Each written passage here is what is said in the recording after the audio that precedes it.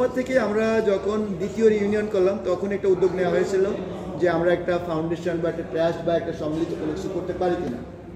তা বিভিন্ন সময় বিভিন্ন রকম হয়তো এরকম উদ্যোগ পর্যায়ে আছে, বাট একটু আগানোর পরে এটা থেমে গিয়েছে।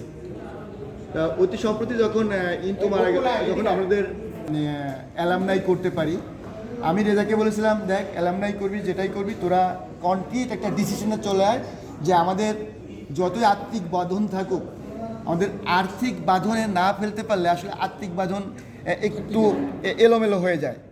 তা আমাদের একটা আর্থিক বন্ধনে আসতে পারি, তখন ফরমেশনটা একটা কী বলবো, একটা প্রফেশনালিজম চলে আসে। অ্যালামনাইটার সঙ্গে আমরা একটা ফাউন্ডেশন আকারে রূপান্তর করতে চাই, যেটা অ্যালামনাইতে শুধুমাত্র দেখা সাক্ষাৎ বন্ধুবান্ধব হাই হলো, কিন্তু একটা যখন ফাউন্ডেশন হবে, ফাউন্ডেশন হলে ফাউন্ডেশনের আন্ডারে যেটা হয় আমরা প্ল্যান্থ্রপিক কিছু কাজকর্ম করতে পারি।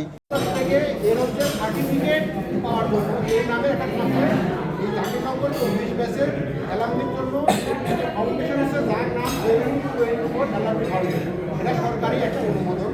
তখন বলছে 12,000 টাকার মধ্যে একটা ফি আছে, দিয়ে তখন আপলোড